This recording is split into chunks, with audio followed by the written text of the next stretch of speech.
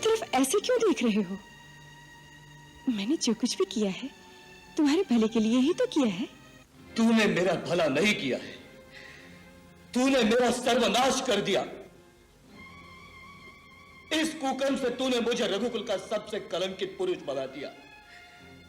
अरे पापिनी, कुलनाशिनी, इससे अच्छा तो यह होता कि जिस दिन मेरा जन्म हुआ उसी दिन अपने हाथों से मेरा गला घोटकर मुझे मार देती, जिससे आज मैं अपयश की मौत तो न मरता।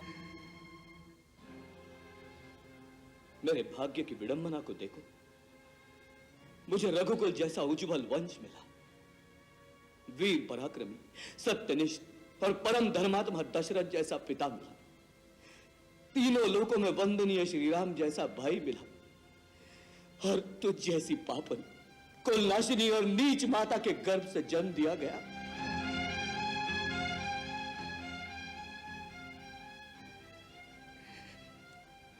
हे विधाता, इससे बड़ा परिहास तो किसी और के साथ क्या कर सकता है।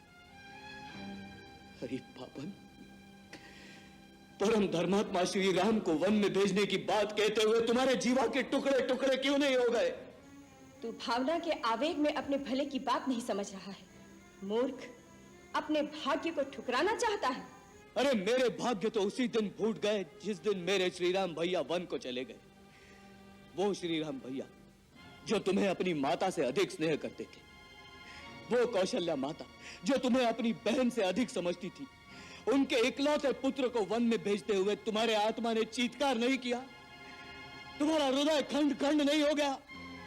ऐसा क्रूर वरदान मांगते हुए तुम्हारे मुंह में कीड़े क्यों नहीं पड़े? तुम्हारी जीवा गल क्यों नहीं गई? ये तो कैसे मूर्खता की बातें कर रहा है? तू क्यों नहीं समझता कि हर माँ को अपने पुत्र को बड़ा बनाने का लोभ होता है? लोभ? लोभ ही तो पाप की जड़ है। लोभ मनुष्य को तेरी तरह अंधा कर देता है जिसे पाप और पुण्य में कोई भेद नहीं दिखाई देता। अरे श्री राम से मनुष्य तो क्या, पशु पक्षी भी प्यार करते हैं, लेकिन तू तो उनसे भी गिरी हुई निकली जिसने उन्हें घर से निकाल दिया। तू नारी नहीं, मानवता से गिरी कोई राक्षसी है, राक्षसी। भरत, मैंने जो कुछ भी किया तेरे लिए किया है। मैं तेरी माँ हूं भरत, तेरी माँ हूं।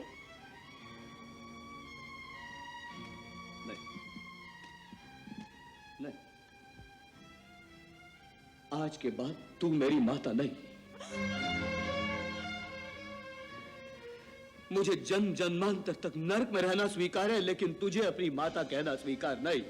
भरत, यदि मेरी आवाज इस लोक से परलोक तक पहुंचती हो तो पिताश्री आप भी सुन ले। आज आपके इस अभागे बेटे भरत ने कैकेयी का त्याग कर दिया है। ना। और पिताश्री, आप मुझे आशीर्वाद दें कि आपकी इच्छा अनुसार श्री राम को वन से लाकर अयोध्या के राज सिंहासन पर बिठा सकूं। महारानी कैकेयी, यदि तुम स्त्री न होती तो तुम्हारे इस दुष्कर्म के लिए मैं आज अपने इन हाथों से तुम्हारे टुकड़े टुकड़े कर देता। भरत, पाप की ऐसी जीवंत मूर्ति को जीवित रहना देना भी पाप है। परंतु ऐसा करने से कहीं मेरे राम भैया मेरा परित्याग न कर दे, इसलिए विवश हूं। लेकिन आज के बाद मैं तुम्हारा यह कलंकित मुंह कभी नहीं देखूंगा, कभी नहीं देखूंगा।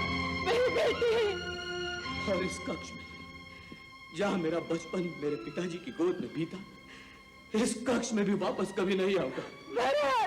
इस कक्ष में भी वापस कभी नहीं आऊंगा। नहीं, इस कक्ष में भी वापस कभी नहीं आऊंगा।